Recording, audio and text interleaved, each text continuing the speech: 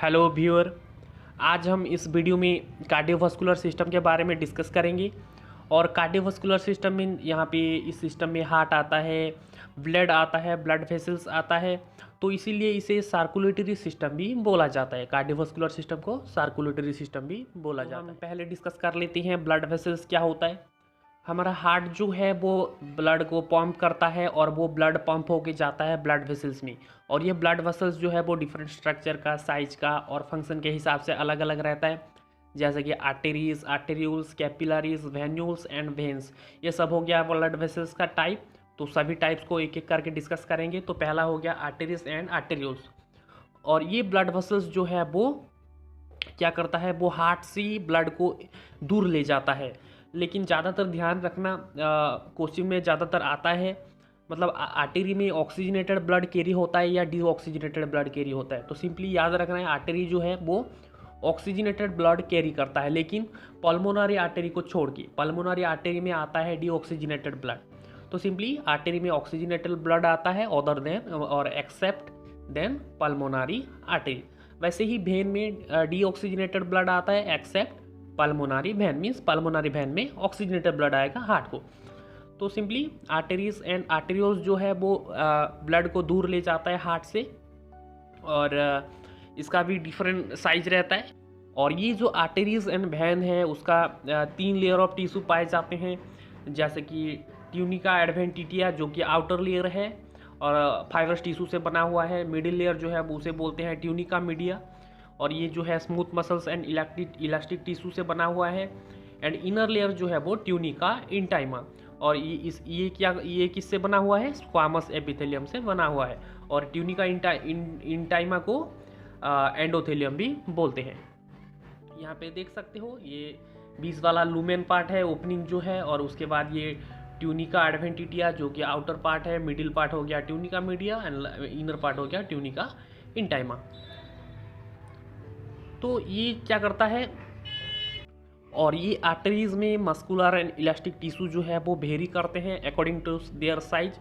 जो larger arteries रहते हैं उसमें ज़्यादा इलास्टिक, जैसे जिसे हम इलास्टिक आर्टरीज भी बोलते हैं। और यहाँ पे क्या होता है, ज़्यादातर मोर इलास्टिक टिश्यू पाया जाता है as compare to smooth muscles. और जैसे कि ट्यूनिका मीडिया मैंने बोला था कि elastic tissue and smooth muscles दोनों से बना हुआ होता है। तो यहाँ पे लार्जर आर्टरीज में क्या होता है, ये इलास्टिक टिश्यू बहुत ज़्यादा मात्रा में पाए जाते हैं।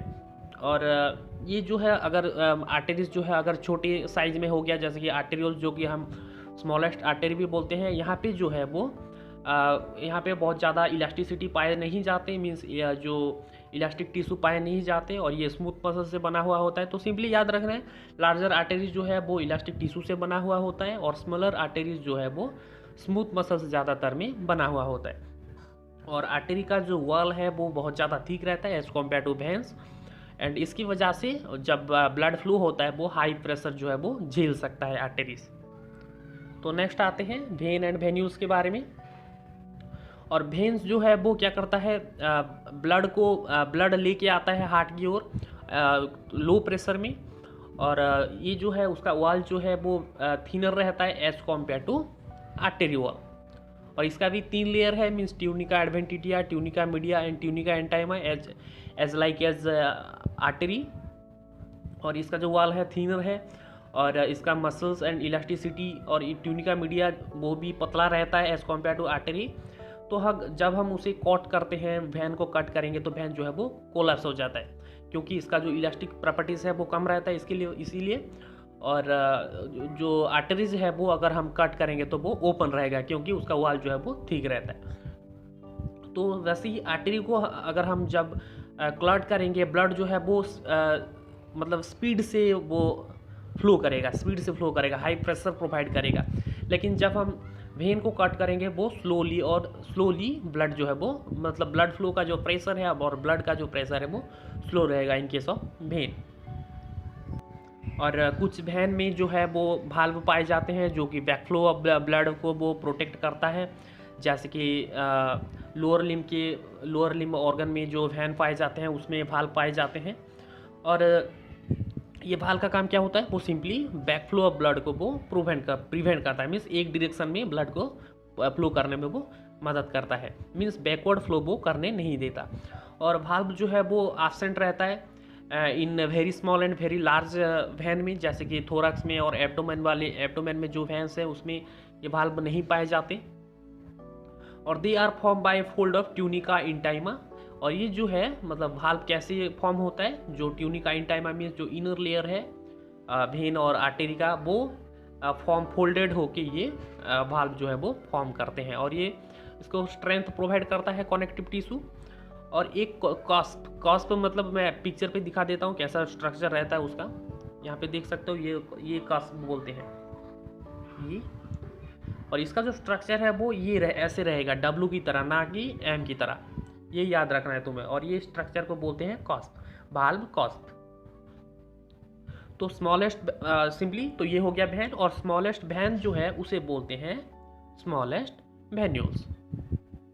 इस पिक्चर पे देख सकते हो यहाँ पे ब्लड जो है फ्लो करते वक्त वैन में वाल्व जो है वो ओपन हो जाता है, और फ्लो होने के बाद वाल्व जो है फिर से क्लोज हो जाता है, क्योंकि ये बैक फ्लो मतलब अगर ये बैक फ्लो जो है वो ये वाल्व करने नहीं देता। तो नेक्स्ट आते हैं कैपिलरीज में। और ये जो आर्टेरियल्स जो है, स्मॉलेस्ट आर्टेरियल्स जो है, जो कि आर्टरी का स्मॉल पार्ट है, स्मॉल ब्रांचेस है, वो फिर से माइन्यूट ब्रांचेस में डिवाइड हो गया, तो उसे बोलते हैं कैपिलरीज। मीन्स आर्टरी से पतला रहता है आर्टेरियल्स, और आर्टेरियल से पतला रहता है कैपिलरीज। और कैपिलरीज वॉल जो है वो single layer of endothelial cell से बना हुआ होता है, और इसकी वजह से स्मॉल मॉलिक्यूल्स जो है वो इसमें पास कर पाते हैं। और ब्लड सेल, लार्ज मॉलिक्यूल जैसे कि प्लाज्मा प्रोटीन, ये सब कैपिलरी वॉल में पास नहीं कर पाते। और इसका काम क्या होता है, कैपिलरीज का काम ये स्मॉल आर्टेरियल्स और स्मॉलेस्ट वेन्यूल्स जो है उसको जोड़ के रखना, इसका काम होता है कैपिलरीज का। और इसका जो डायमीटर है वो 7 माइक्रोमीटर का रहता है। मैं पिक्चर पे दिखा देता हूँ। ये हो गया वैन,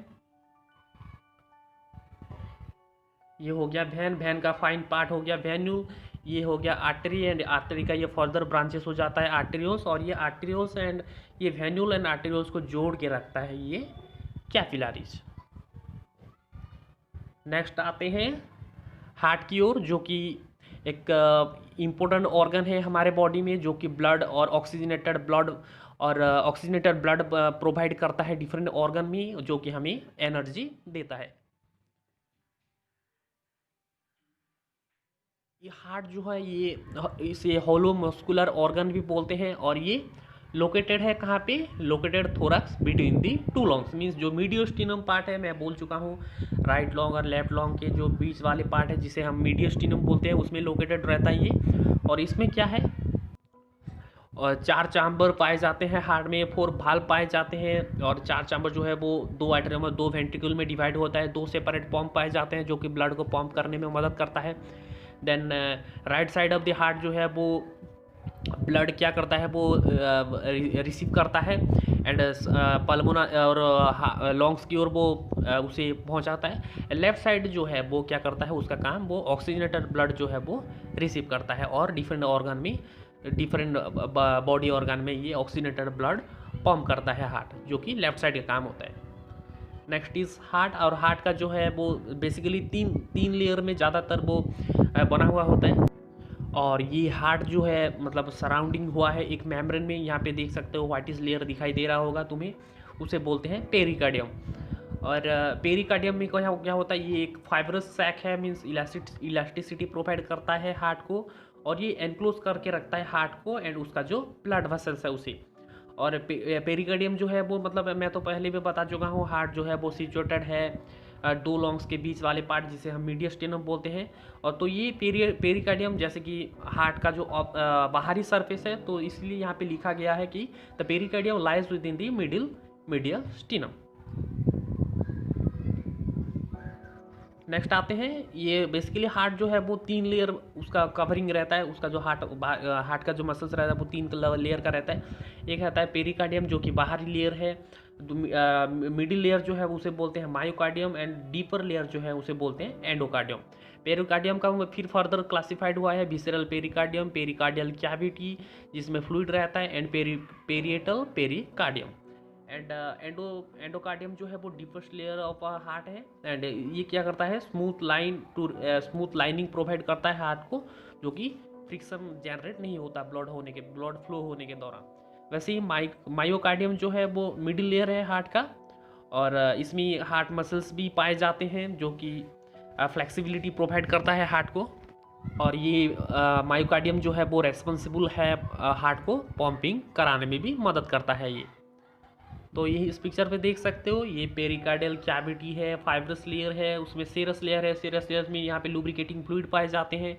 और ये विसरल पेरिकार्डियम एंड मायोकार्डियम जो इन मिडिल लेयर है, देन एंडोकार्डियम।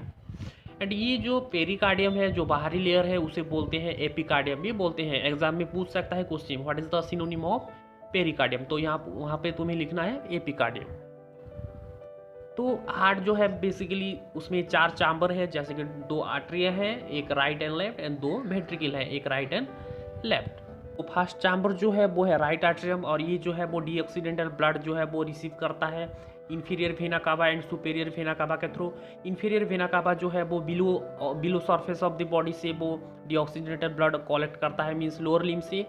और सुपेरियर वेना कावा जो है वो अपर लिम्ब से और above surface of the body से वो डीऑक्सीडेंटेड ब्लड कलेक्ट करता है। और कहाँ पहुँचाता है, ये पहुँचाता है राइट आर्टरियम में। और उसके बाद ब्लड जो है वो राइट वेंट्रिकल में जाता है, और राइट वेंट्रिकल जो है वो रिसीव करता है blood from the right atrium. And इसकी जब ये right atrium and right ventricle के बीच में एक भाल्व जो है वो गार्डेड है जो कि बैकफ्लो होने नहीं देता, और उस भाल्व को बोलते हैं ट्राइकॉस्पिड भाल्व। तो यहाँ पे राइट आर्टरियम से राइट वेंट्रिकल के में जब ब्लड फ्लो होता है, ये ट्राइकॉस्पिड भाल्व जो है वो ओपन अप हो जाता है, एंड राइट आर्टरियम से राइट वेंट्रिकल को ये ब्लड जो है वो फ्लो हो जाता है। तो थर्ड चैम्बर जो है वो हार्ट का वो होता है लेफ्ट आर्टरियम, और लेफ्ट आर्टरियम जो है वो लॉन्ग्स में ऑक्सीजनेटेड होने के बाद ब्लड जो है वो रिसीव होता है पल्मोनरी वेन के थ्रू लेफ्ट आर्टरियम में। और लेफ्ट आर्टरियम में एक भाल्व है जो कि गार्ड किया है, उसे बोलते हैं माइट्रल भाल्व, और बाइकस्पिड भाल्व भी बोलते हैं, जो कि ओपन अप हो जाता है जब लेफ्ट आर्टरियम से लेफ्ट वेंट्रिकल को ब्लड जो है वो फ्लो होता है।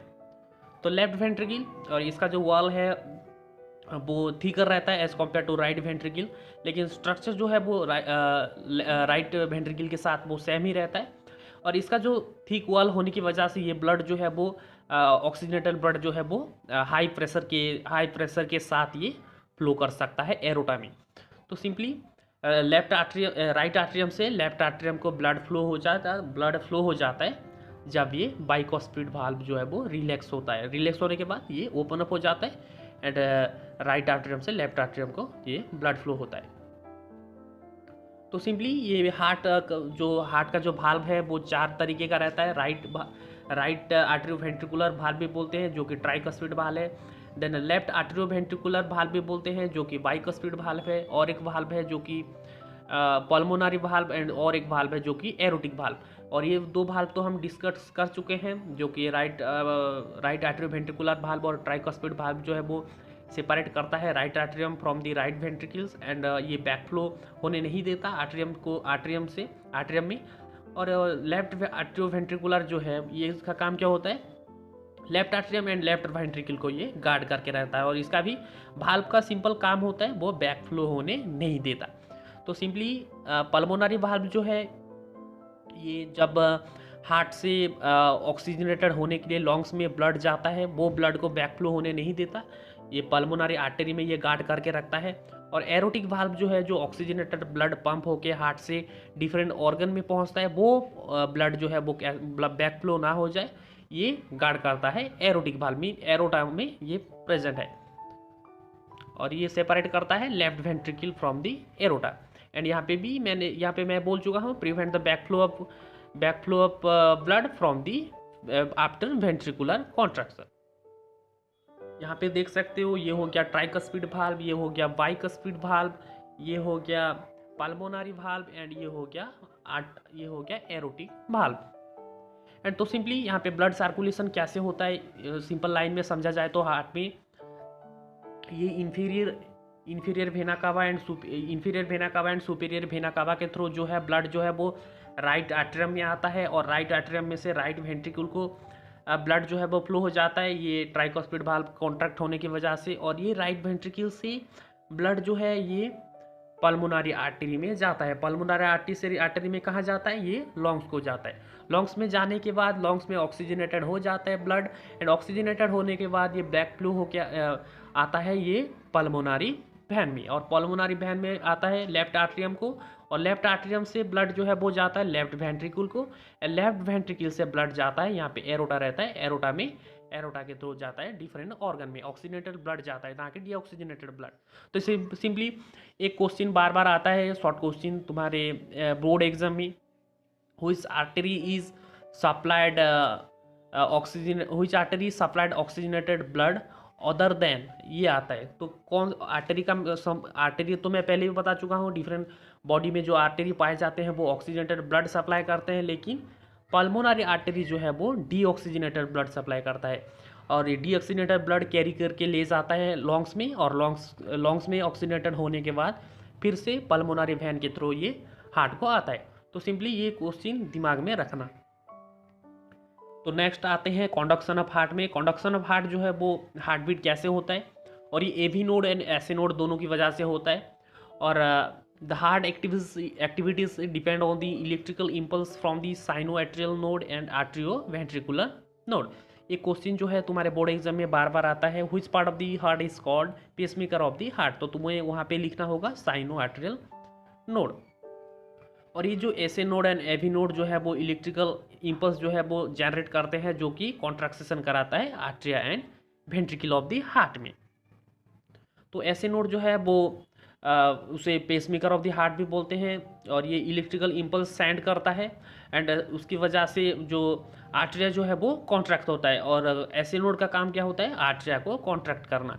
वैसे ही एवी नोड जो है वो इम्पल्स जो है वो, और इलेक्ट्रिकल इम्पल्स जो है वो वेंट्रिकल को देता है, और उसकी वजह से जो हार्ट चैम्बर जो है वो, और लोअर हार्ट चैम्बर जो है और वेंट्रिकल जो है वो कॉन्ट्रैक्ट हो जाता है, और कॉन्ट्रैक्ट होने की वजह से पंपिंग करता है, और ब्लड फ्लो जो है वो हार्ट कराता है। देन यहाँ पे देख सकते हो, ये हो गया साइनोआर्ट्रियल नोड, एंड ये हो गया आर्ट्रियोवेंट्रिकुलर नोड। तो ये आर्ट्रियोवेंट्रिकुलर नोड का एक बंडल भी पाए जाते हैं ये बीच वाले पार्ट में, जिसे हम बंडल ऑफ हीस भी बोलते हैं। नेक्स्ट देखते हैं। So what is the difference between bundle of his and परकिंजी fibre. तो पहले हम जानते हैं कि ये टर्म बंडल ऑफ हीस जो है वो कहाँ से आया। एक जर्मन कार्डियोलॉजिस्ट हैं जो कि उनका नाम है विल्हेम हीस। उन्होंने ये टर्म जो है वो इन्वेंट किया था, इसीलिए इसका टर्म दिया गया है बंडल ऑफ हीस। और ये जो है मेन कंडक्शन फाइबर है, और ये वेंट्रिकल की ओर फैलता है, कहाँ से, आर्ट्रियोवेंट्रिकुलर नोड से। तो सिंपली साइनोआर्ट्रियल नोड जो है, जो कि पेसमेकर ऑफ द हार्ट भी बोलते हैं, और इसका काम क्या होता है, ये कॉन्ट्रैक्शन कराने में मदद करता है, इम्पल्स और इलेक्ट्रिकल सिग्नल जनरेट करके किसी upper part of the heart को। Upper part of the heart means right atrium and left atrium को। तो वैसे ही आर्ट्रियोवेंट्रिकुलर नोड जो है वो कॉन्ट्रैक्शन इलेक्ट्रिकल इम्पल्स जनरेट करके कॉन्ट्रैक्ट कराने में मदद करता है lower part of the heart को, जो कि left ventricle and right ventricle है। तो सिंपली ये बंडल ऑफ हीस जो है इम्पल्स को कैरी करता है आर्ट्रियोवेंट्रिकुलर नोड से वेंट्रिकल की ओर। तो वैसे ही परकिंजी फाइबर जो है ये फाइनल कॉमन पाथवे है इम्पल्स कंट्रोलिंग करने के लिए, और ये क्या करता है, जो साइनो आर्ट्रियल नोड से जो इम्पल्स जनरेट हुआ था वो पहुंचाता है हार्ट मसल्स, और हार्ट मसल्स में जो कि रेगुलर कॉन्ट्रैक्शन मेंटेन करने में मदद करता है। तो सिंपली यहाँ पे कॉन्सेप्ट देखो, कॉन्फ्यूज मत होना, जो कि साइनो आर्ट्रियल नोड में जो कि पहले इम्पल्स और इलेक्ट्रिकल सिग्नल जनरेट होता था, और right atrium and left atrium ये कॉन्ट्रैक्शन कराता था। उसके बाद जो है वो आर्ट्रियोवेंट्रिकुलर नोड जो है वो left ventricle and right ventricle को कॉन्ट्रैक्शन कराता है। लेकिन यहाँ पे परकिंजी फाइबर जो है ये फाइनल पाथवे है इम्पल्स का, मीन्स साइनो आर्ट्रियल नोड से जो इम्पल्स जनरेट हुआ था ख़त्म हो रहा है कहाँ पे, परकिंजी फाइबर पे। परकिंजी फाइबर क्या है, एक फाइन ब्रांचेस ऑफ फाइबर है। तो सिंपली यहाँ पे सेंसेशन, तो टोटल हार्ट जो है वो रेगुलेट होगा कैसे, साइनो आर्ट्रियल नोड से परकिंजी फाइबर तक इम्पल्स जो है वो पहुँच के एक हार्ट बीट कराएगा। ये होता है कंडक्शन ऑफ हार्ट बीट। यहाँ पे इस पिक्चर पे देख सकते हो, यहाँ पे रहता है साइनो आर्टेरियल नोड जो कि right atrium and left atrium दोनों को कंट्रोल करता है। नेक्स्ट रहता है, ये होता है जो आर्टरी वेंट्रिकुलर नोड जो है वो वेंट्रिकल्स को कंट्रोल करता है, राइट वेंट्रिकल और लेफ्ट वेंट्रिकल को। ये हो गया जो बॉन्डल ऑफ हिस रहता है जो कि सेंसेशन को कैरी करता है वेंट्रिकल की ओर। और ये जो है फाइन फाइबर जो है जो कि नेटवर्क ऑफ पर्किंस फाइबर बोलते हैं। तो पहले साइनो आर्टेरियल में सेंसेशन जनरेट होगा और पहुंचेगा लास्ट एंड जो कि पर्किंस फाइबर में, एंड उसके बाद एक हार्ट बीट होगा। तो ये हो गया complete conduction of the heart process.